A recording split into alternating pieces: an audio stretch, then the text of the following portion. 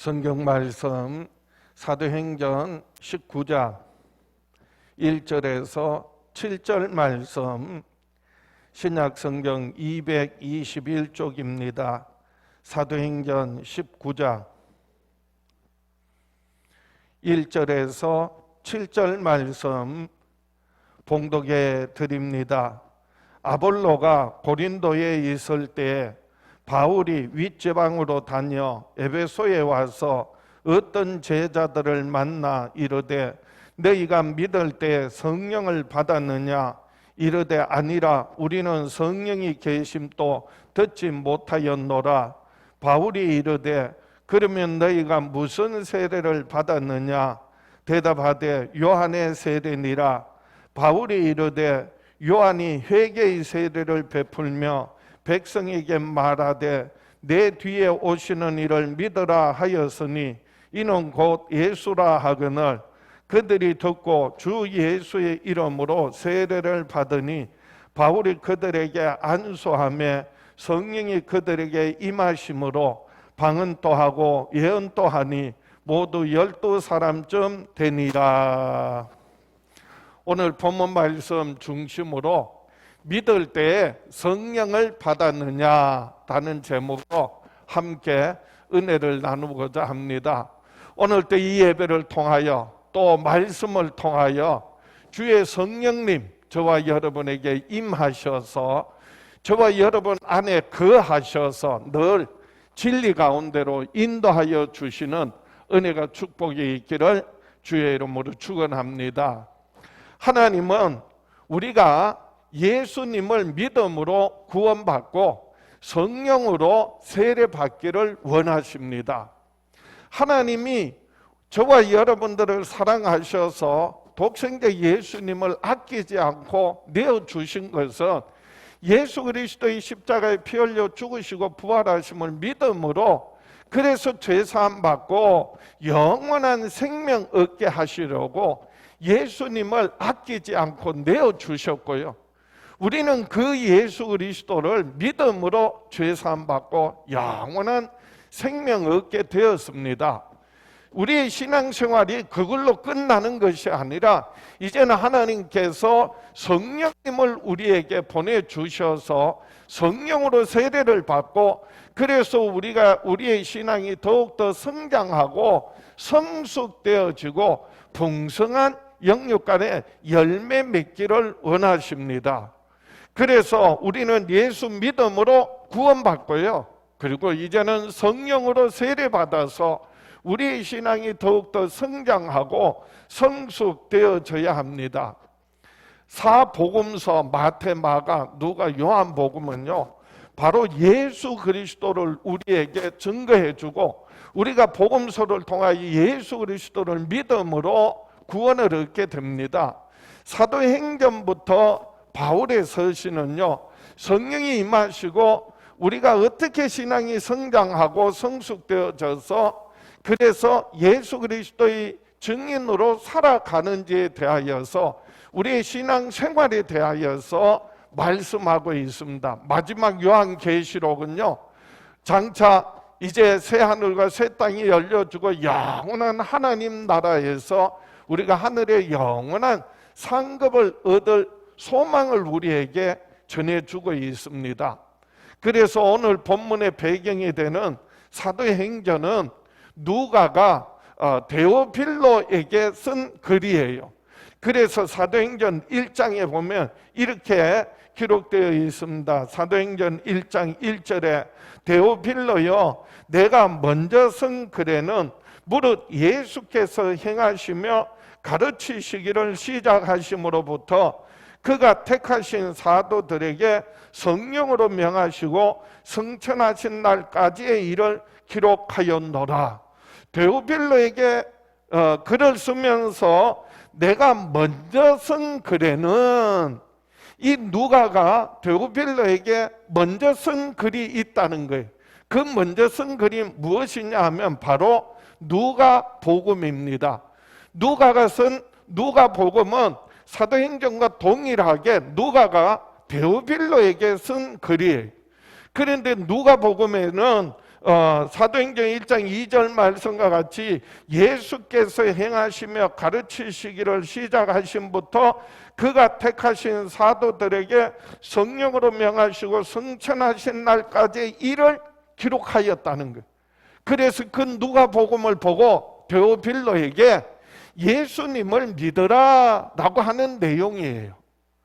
그런데 오늘 사도행전은 누가가 데오빌로에게 쓴 사도행전은요, 이 사도행전을 통하여 성령이 임하시고 성령의 역사로 하나님 나라가 확장되어지는 것을 소개하면서 데오빌로에게 성령을 받아라 라는 그런 말씀이에요.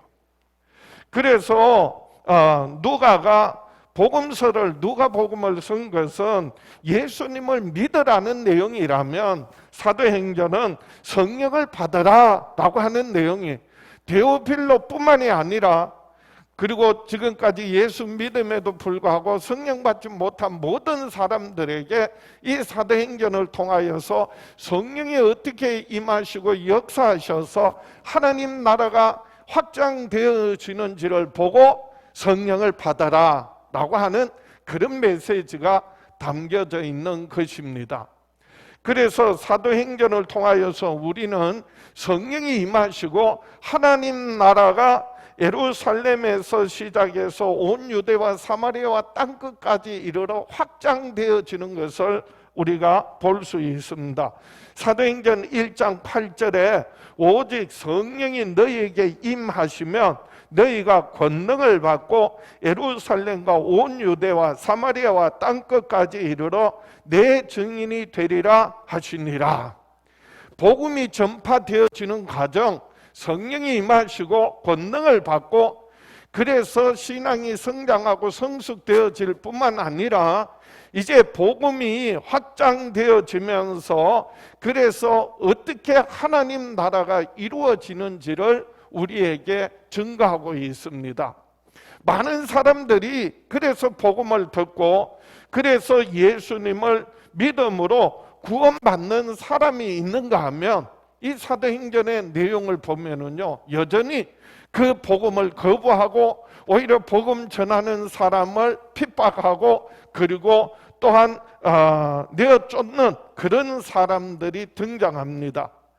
복음을 듣고 믿는 사람들도 어떤 사람은 그 말씀이 그 복음이 잘 받아들여져서 신앙이 잘 성장하고 성숙되어져서 풍성한 열매 맺는 사람이 있는가 하면 어떤 사람은요, 어려움 당하고 고난 당할 때 그 믿음이 흔들리는 모습을 보기도 합니다. 심지어는 처음부터요, 잘못된 그리고 바르지 못한 믿음을 가지고 있는 사람들도 있습니다. 한 사람이 예수 믿고 구원받고 신앙이 성장하고 성숙되어져서 풍성한 열매 맺기까지는요, 하루아침에 되는 게 아니에요. 그래서 오랜 시간이 걸리고 그리고 그 가운데서 누구를 만나느냐 그리고 어떤 사건을 경험하느냐 중요합니다. 그 중에서도 더 중요한 것은요, 하나님의 영, 거룩한 영, 성령이 임하셔서 그래서 우리의 모든 신앙을 이끌어 주시는 하나님의 역사를 경험해야 합니다.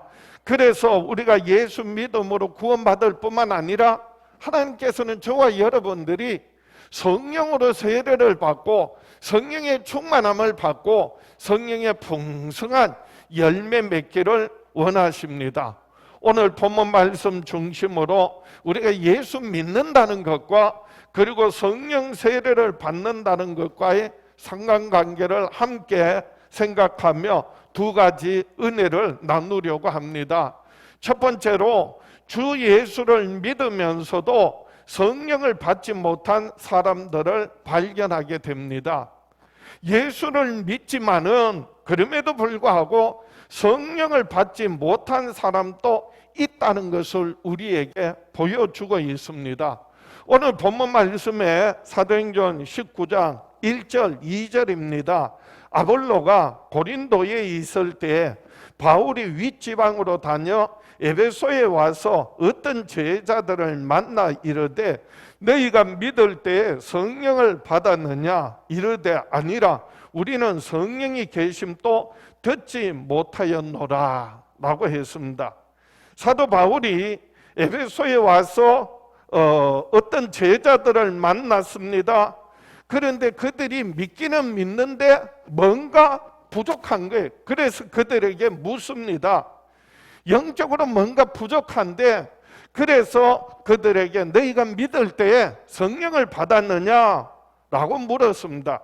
그럴 때 아니라 우리는 성령이 계심도 듣지 못하였다. 성령이 계심도 듣지 못하였고 성령을 받지 않았다는 것입니다.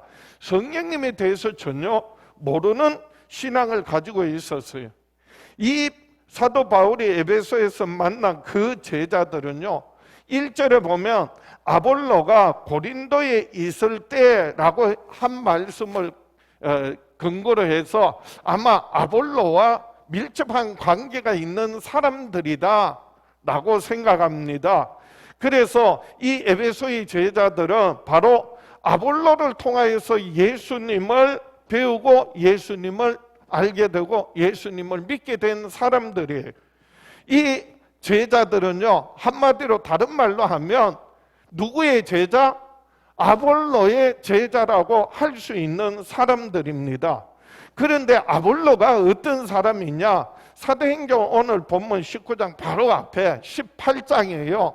그리고 마지막에 보면 아볼로가 나오는데, 이 아볼로는 본래 알렉산드리아 사람인데요.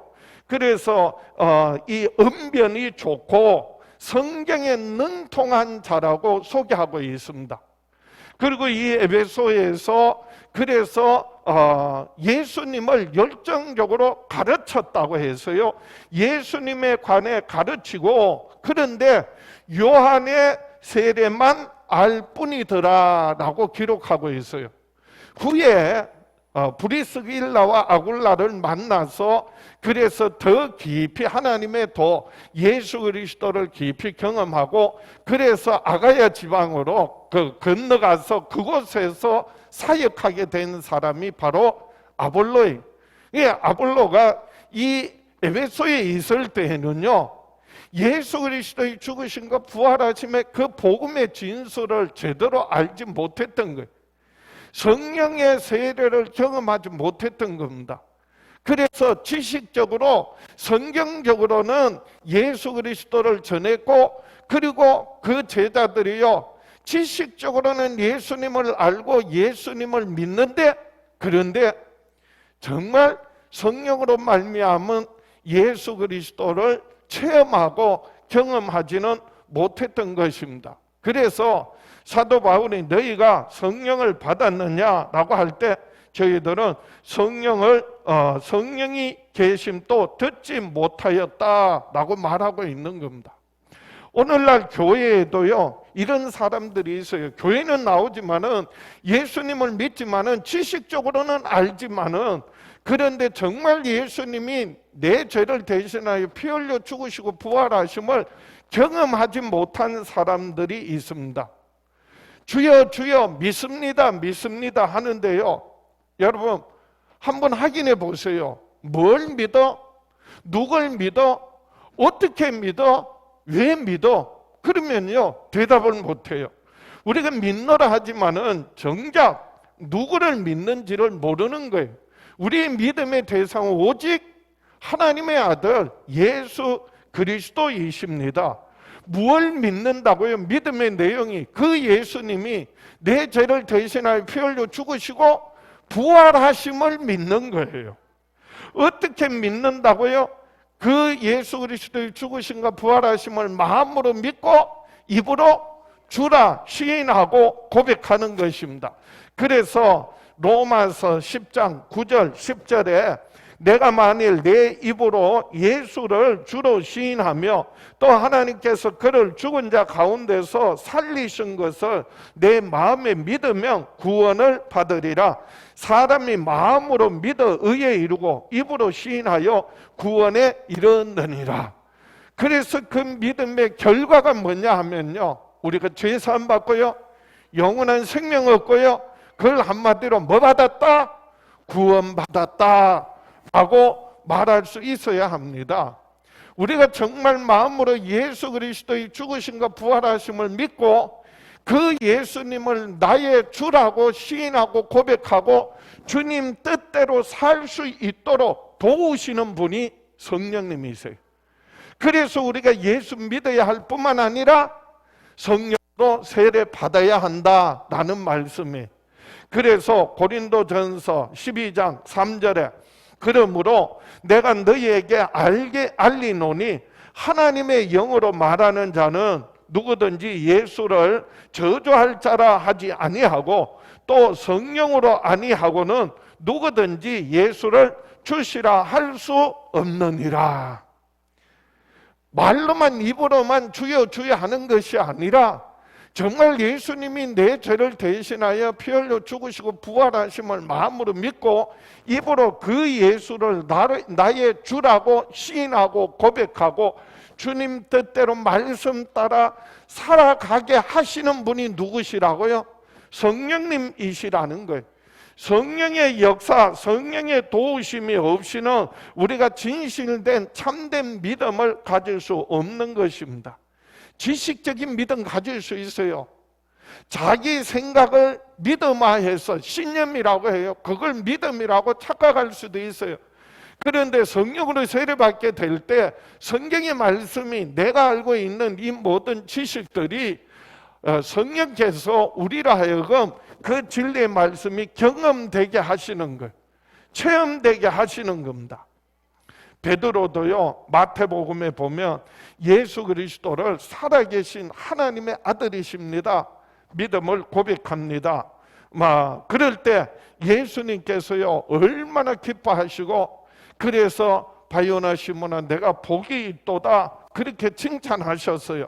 마태복음 16장 17절에 예수께서 대답하여 이르시되 바요나 시몬아 내가 복이 있도다 이를 내게 알게 하니는 혈육이 아니요 하늘에 계신 내 아버지시니라. 또 내가 내게 이르노니 너는 베드로라. 내가 이 반석 위에 내 교회를 세우리니 음부의 권세가 이기지 못하리라. 그렇게 기뻐하시면서 축복하셨어요. 주는 그리스도시요 살아계신 하나님의 아들이심을 그 신앙의 고백을 그렇게 기뻐하시고 그래서 그 믿음이 내 교회를 세우겠다. 음부의 권세가 이기지 못하게 하리라. 그렇게 약속하시고 축복하셨어요. 그런데요. 그리고는 돌아서서 예수님인데 사탄아 내 뒤로 물러거라. 그렇게 책망을 받으시고요. 예수님 십자가에 못 박히실 때 베드로는요. 예수님을 3번이나 모른다고 부인하고 그리고 예수님을 저주까지 하며 맹세까지 하면서 부인했지 않습니까? 그런 베드로가 이제 부활하신 예수님을 만나고 성령의 충만함을 받게 되니까요. 이제는 담대하게 예수 그리스도를 증거하고 목숨을 버려서 순교까지 하게 되는 그와 같은 신앙의 인물이 되었습니다. 초대교회의 큰 지도자가 되었습니다. 예수님 죽음을 이고 부활하신 후에 두려움에 떨고 있는 제자들에게 찾아오셔서 그들에게 평강이 있을지어다 말씀하실 뿐만 아니라 또 하나 중요한 사실은요. 숨을 내쉬며 가라사대 성령을 받아라. 그래서 요한복음 20장 21절에 예수께서 또 이르시되 너희에게 평강이 있을지어다. 아버지께서 나를 보내신 것 같이 나도 너희를 보내노라. 이 말씀을 하시고 그들을 향하사 숨을 내쉬며 이르시되 성령을 받으라. 그래서 성령이 우리에게 임하셔서 우리가 성령으로 세례받을 때에 예수 그리스도의 죽으심과 부활하심을 깊이 경험하고 저와 여러분의 신앙이 더욱더 성장하고 성숙되는 저와 여러분 될 수 있기를 주의 이름으로 축원합니다. 두 번째로 주 예수의 이름으로 세례를 받으니 성령이 임함을 경험하게 되었습니다. 예수 이름으로 세례를 받고 성령이 임하심을, 성령 세례를 받게 되고 더 나아가서는 성령으로 충만함을 받게 되었습니다. 성령이 계심을 듣지도 못했던 사람들에게 바울이 그러면 너희가 무슨 세례를 받았느냐 물었습니다. 그랬더니 그들이 대답하기를 요한의 세례라고 말했습니다. 사도행전 오늘 본문 19장 3절입니다. 바울이 이르되 그러면 너희가 무슨 세례를 받았느냐 대답하되 요한의 세례니라 라고 했어요. 앞서 말씀드린 것처럼 아볼로가 가졌던 지식적인 믿음, 그리고 아볼로가 경험했던 바로 아볼로는 요한의 세례만 알 뿐이더라 라고 기록되어 있는 것처럼, 그래서 그의 제자들은요, 그래서 아볼로가 받았던 요한의 세례를 받았다라고 말하는 겁니다. 예수님을 믿지만은 예수님의 십자가의 죽으심과 부활하심을 성령으로 말미암아 경험하지 못하고 성령의 인도하심을 따라 예수를 주라 시인하고 고백하는 것이 아니라 말로만, 입으로만 주여 주여 부르는 사람들, 그런 사람들에게 정말 예수 그리스도와 연합하는 그런 복음의 그 핵심을 경험하지 못했던 것입니다. 바울은 그들에게 세례 요한이 내 뒤에 오신다고 한 그 메시아가 바로 예수님이라는 것을 전하고 예수 이름으로 세례를 받게 했습니다. 오늘 본문 사도행전 19장 4절입니다. 바울이 이르되 요한이 회개의 세례를 베풀며 백성에게 말하되 내 뒤에 오시는 이를 믿으라 하였으니 이는 곧 예수라 하거늘. 세례 요한이 요단강에서 물로 세례를 베푸는 것은 바로 회개의 세례라고 말씀하고 있습니다. 죄 사함을 받는 게 아니에요. 물 세례를 받는 것은 그 물로 죄를 사함 받는 게 아니, 우리의 죄 사함은 오직요 예수 그리스도의 피로만이 우리가 죄 사함 받을 수 있어요. 그러면 세례 요한이 요단강에서 물로 세례를 주는 것은 어떤 의미라고요? 회개의 세례다라고 했어요. 그래서 회개의 세례는요, 장차 그리스도가 오셔서, 메시아가 오셔서 우리 죄를 사하여 주실 텐데, 그래서 이제는 우리의 삶의 방향을, 우리의 삶의 태도를, 그리고 생각을 바꾸어라. 세상에 속하여서 세상의 것을 추구하며 살 것이 아니라 이제 예수 그리스도 오셔서 우리 죄를 사시고 우리에게 이루실 하나님 나라를 향하여 살라라고 하는 의미에서 물로 뭐를 주었다고요? 세례를 베풀었다라고 하는 겁니다. 그래서 세례 요한은 요단강에서 세례를 베풀면서 자기에게 세례 받으러 온 사람에게 이렇게 말합니다. 누가복음 3장 16절입니다.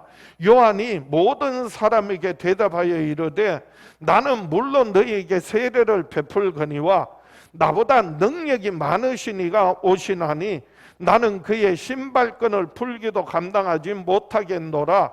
그는 성령과 불로 너희에게 세례를 베푸실 것이요 손에 키를 들고 자기의 타작마당을 정하게 하사 알곡은 모아 곳간에 들이고 쭉정이는 꺼지지 않는 불에 태우시리라. 무슨 말이냐 하면요, 세례 요한이 나는 너희에게 물로 세례를 주지만은 이 물 세례를 가지고는 죄를 씻음 받을 수 없다. 몸을 닦을 수 있을지는 몰라도 그 죄는 사함 받지 못한다. 그래서 내 뒤에 오시는 분이 계시는데 그리스도께서 오셔서 성령과 불로 세례를 주실 것이다. 그럴 때 죄 사함 받게 되고 하나님 나라를 얻고 누리게 될 것이다. 그래서 알곡은 곳간에 들이고 쭉정이는 불에 던져 살았느니라, 그렇게 말씀하셨던 거예요. 요한의 물 세례는요, 장차 그리스도 오셔서 우리 죄를 대속하실 그 예수 그리스도를 향하여 방향 전환하라. 그래서 생각을 바꾸라라고 하는 의미에서 베푸는 세례였어요. 이제 예수 그리스도 오셔서 십자가 피 흘려 죽으시고 부활하심으로 우리의 모든 죄와 허물을 사해 주셨습니다. 이제는 우리가 믿음으로 영원한 생명을 얻게 되었습니다. 하나님 나라를 기업으로 얻고 누리게 되었습니다. 여러분 정말 죄사함 받았습니까? 영원한 생명 얻었습니까? 하나님 나라를 누리며 살고 있습니까? 이미 오셔서 다 이루어 놓으셨어요. 그걸 경험하게 하시는 분이 누구시라고요? 성령님이시라는 거예요. 그래서 성령으로 세례를 받을 때 예수 그리스도의 죽으심과 부활하심을 내가 경험하게 되는 거예요. 예수 그리스도의 죽으심과 부활하심에 내가 연합하게 되는 거예요. 그래서 세례의 의미는요, 물에 잠길 때에 죽음을 의미합니다. 내가 그리스도와 함께 죽는다는 거예요. 물에서 나올 때는요, 다시 산다, 부활을 의미합니다. 그래서 예수 그리스도와 함께 다시 산다는 거예요. 그런데 그것이 정말 내게 체험되어지고 예수 그리스도의 죽으심과 그리고 부활하심이 내게 연합되게 하시는 게 성령님이시라는 거예요. 지식이 아니라 이게 경험되어지고 이제는요 연합되어지게 하시는 분이 성령님이세요. 그래서 로마서 6장 4절에 그러므로 우리가 그의 죽으심과 합하여 세례를 받음으로 우리가 예수 그리스도의 죽으심과 합하여 세례를 받음으로 그와 함께 장사되었나니, 죽는 정도가 아니에요. 예수님이 장사되신 것처럼 예수님 십자가에 달려 죽으신 게 아니에요. 죽으시고 그리고 뭐 되셨어요? 완전히 장사까지 치렀다니까요. 우리도 그리스도와 합하여 그리스도와 함께 죽고 그리스도와 함께 뭐 됐다고요? 장사되었나니 이는 아버지의 영광으로 말미암아 그리스도를 죽은 자 가운데서 살리신과 같이 우리도 또한 새 생명 가운데서 행하게 하려 함이라. 하나님의 영광으로 그리스도를 죽은 자 가운데서 살리신 것처럼 우리도 그리스도와 함께 그 부활의 영광에 참여하게 하려고 하심이라는 겁니다. 이어지는 5절입니다. 로마서 6장 5절. 만일 우리가 그의 죽으심과 같은 모양으로 연합한 자가 되었으면 또한 그의 부활과 같은 모양으로 연합한 자가 되리라. 오늘 이 말씀이 저와 여러분에게 깨달아지고 그리고 그것이 경험되어지고 정말 그리스도와 연합되어지기를 축원합니다. 어떻게 해요? 지식이 아니에요. 그걸 안다고 되는 게 아니에요. 그렇게 하시는 분이 성령님이시라는 거예요. 성령께서 우리에게 임하실 때, 성령으로 우리가 세례받게 될 때, 성령의 충만함을 받게 될 때 더욱더 분명한 것은요, 내가 이제는 그리스도와 함께 뭐하고? 죽고 장사되어졌고 이제는 그리스도의 부활에 참여해서 그리스도와 연합한 자가 되게 하신다는 것입니다. 그래서 이제는 예수의 이름으로 세례를 받는다. 그래서 예수의 이름으로 세례를 받는다는 말은요, 예수 그리스도와 함께 죽고 그리스도와 함께 사는 부활의 영광에 참여하게 된다는 거예요. 이 말씀을 그 제자들에게 전할 때 그 사람들이 예수님을 제대로 알고 믿고 그리스도와 연합하는 그 증거로서 그래서 예수의 이름으로 세례를 받았다는 거예요. 그래서 오늘 보면 사도행전 19장 5절에 그들이 듣고 주 예수의 이름으로 세례를 받으니, 주 예수의 이름으로 세례를 받을 때 그리스도와 함께 죽고 그리스도와 함께 사는 그 성령 세례가 임하게 되고 이루어지게 되고, 그래서 성령이 임하셔서 그래서 저희들이 그리스도와 연합한 자가 되었다는 것입니다. 예수 그리스도를 바로 알고 바로 믿도록 성령으로 세례를 받아야 합니다. 하나님께서는 구하는 자에게 응답하시지만은 우리가 구하는 것보다 더 좋은 것 주시는데 가장 좋은 것 주시는 게 성령을 주시겠다는 거예요. 그래서 누가복음 11장 13절에 너희가 악할지라도 좋은 것을 자식에게 줄 알거든 하물며 너희 하늘 아버지께서 구하는 자에게 성령을 주시지 않겠느냐 하시니라.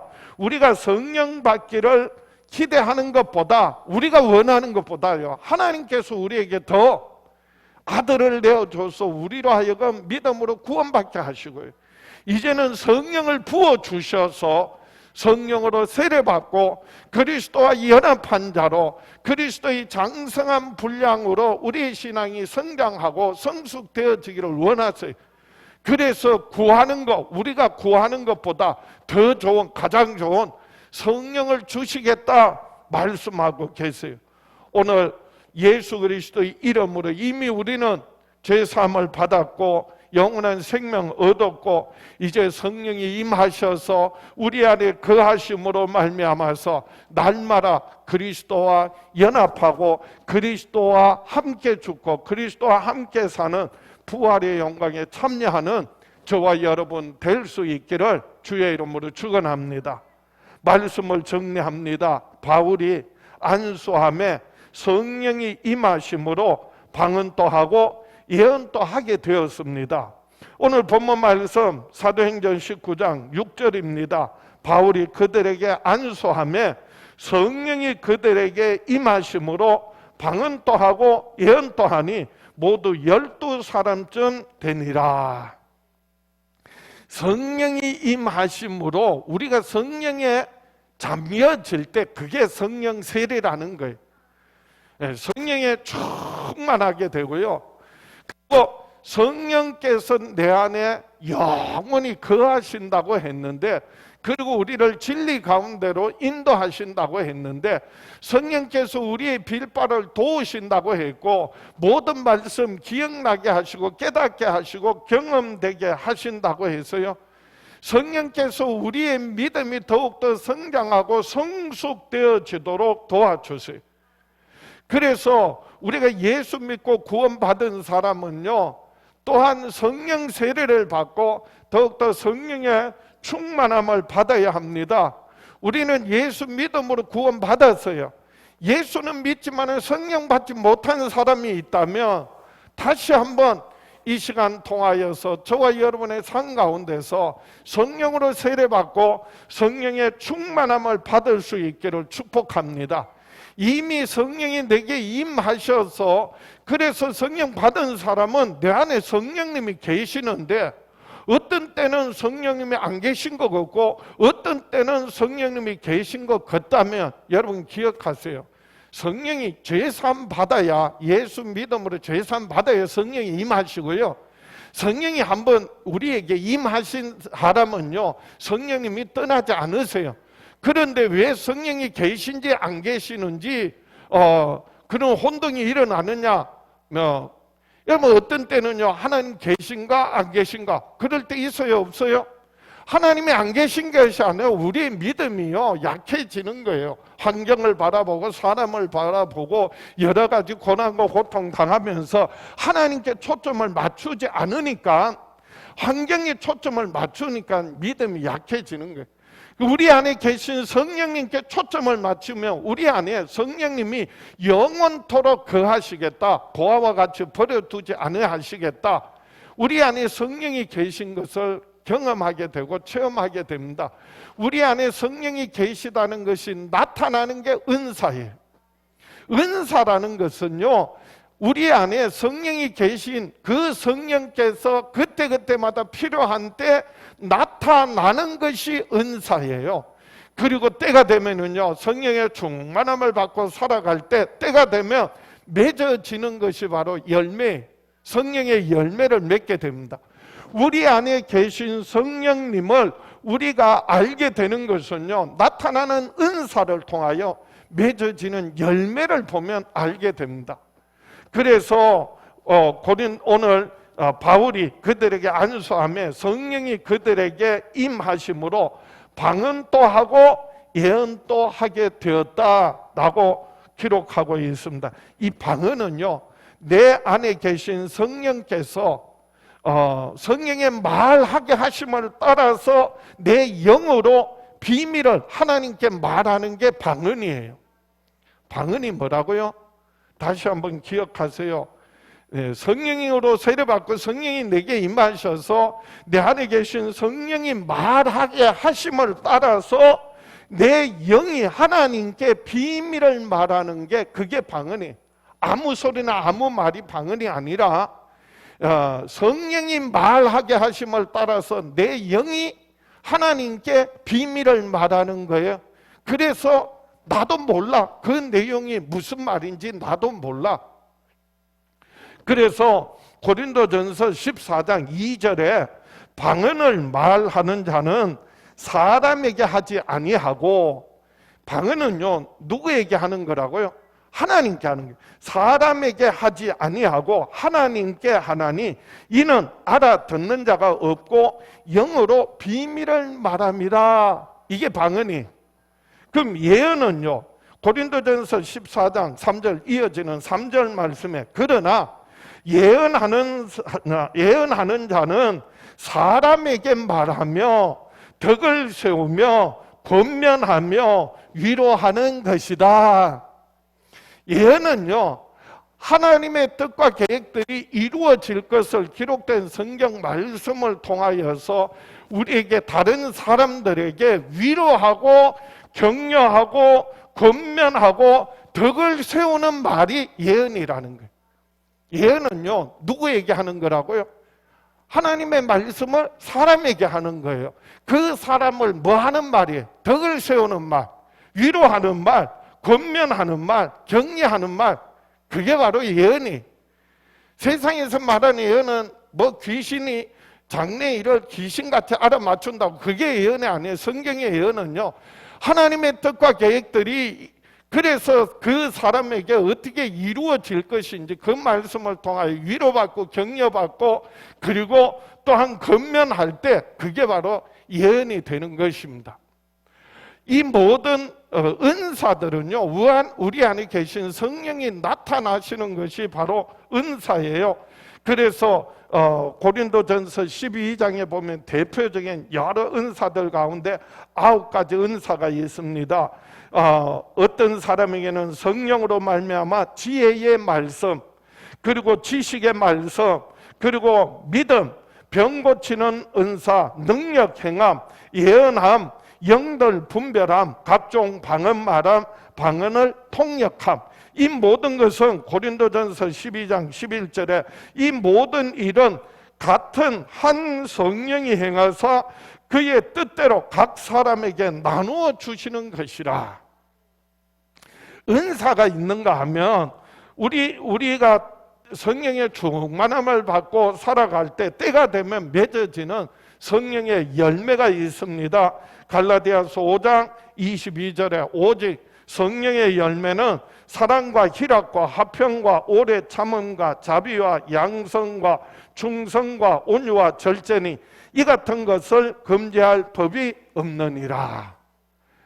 사도 바울이 그들에게 에베소에서 만난 그 제자들에게 안수하며 성령이 그들에게 임하심으로 방언도 하고 예언도 하고 그리고 성령의 풍성한 열매가 맺어지도록 신앙이 성장하고 성숙되어지고 하나님의 나라와 하나님의 뜻을 이루어드리며 살아가는 그와 같은 예수 그리스도의 증인이 되었다며 오늘 저와 여러분들도 평생에 이제 예수 믿고 구원받은 저와 여러분에게 성령이 임하셔서 성령으로 세례받고 더욱더 성령의 충만함을 받고 이제는 신령한 은사들이 제한 없이 나타나고 그리고 때가 되면 성령의 풍성한 열매 맺는 저와 여러분 될 수 있기를 주의 이름으로 축원합니다. 가슴에 손을 얹고 다 같이 한번 따라합시다. 나는 평생에 성령의 인도하심을 따라서 은사와 열매 맺는 삶을 살아가리라. 주여 역사하여 주시옵소서. 응답하여 주시옵소서. 더 성령으로 세례받게 하시고 더 성령으로 충만하게 하시고 성령의 은사와 열매들이 맺어지게 하여 주시옵소서. 우리의 신앙이 더욱더 성장하고 성숙되어지게 하여 주시옵소서. 주여 외쳐보라고 합심해서 기도합니다. 주여